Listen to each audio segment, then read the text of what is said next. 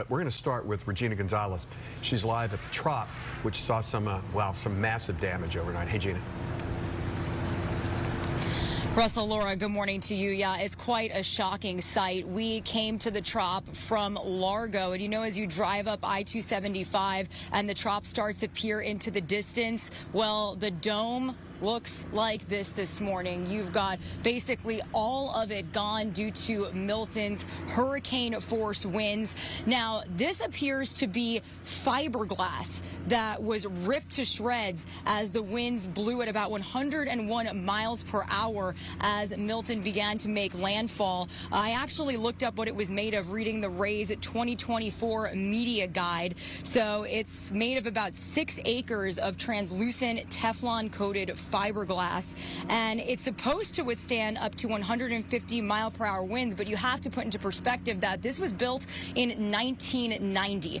Now, the good news is there were only 13 people, essential employees, according to a Ray spokesperson, that were inside as it was starting to shred, and all of them are okay. They were accounted for. I know there was a photo going around on social media of all these cots on the field, and people thought that it was some sort of shelter during Milton. Well, it was actually supposed to be a base camp for first responders that were coming into town after Milton hit. They were going to help clean up the devastation.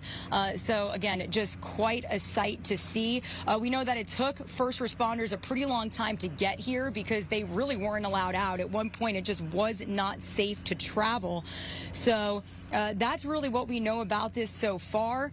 We also can tell you that Pinellas County access, we just got an alert within the hour. Access to the entire county is completely closed off. We know the bridges are closed and access to the barrier islands is shut down. That was a couple of days ago.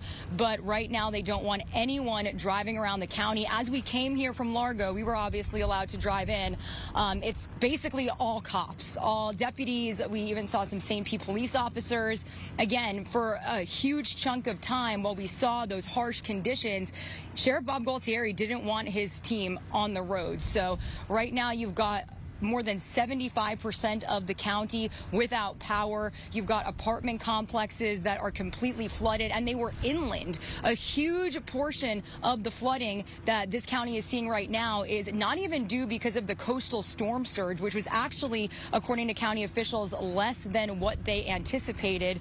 But it's because of how much rain we got in such a short period of time. All of these areas inland are just seeing so much standing water right now. So you're dealing with that. There's down power lines, there's trees, there's debris all over the roads. And then I know all morning long we've been talking about a crane in downtown that was also just blown away because of how strong those wind gusts were. We know it fell 47 stories and ended up a block down the street from where it was. That's 400 Central Avenue.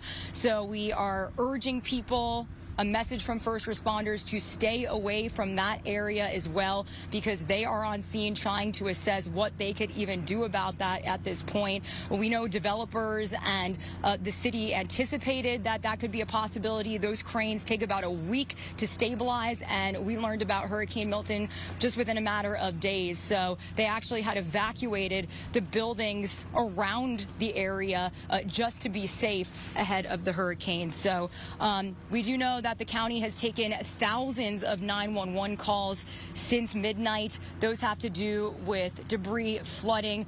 We've also got reports of structural fires, transformer fires, because, a transformer on properties blew. So can't even begin to talk about everything happening in the county. We're obviously slowly starting to learn this as we go. People are sending us video.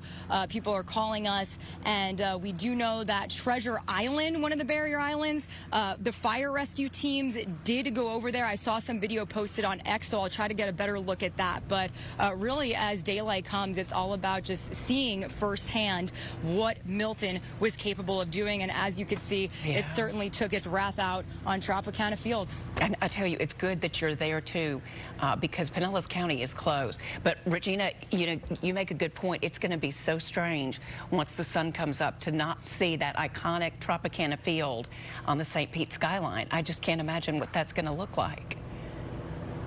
I know, it's completely shredded up. You can see to the right that some of the fiberglass panels managed to stick around, but really you've got the entire roof gone. Yeah, that's a total loss. All right. Regina Gonzalez, we'll be checking in with you in a little while. I know that the damage there is significant, so just one thing at a time. Yeah.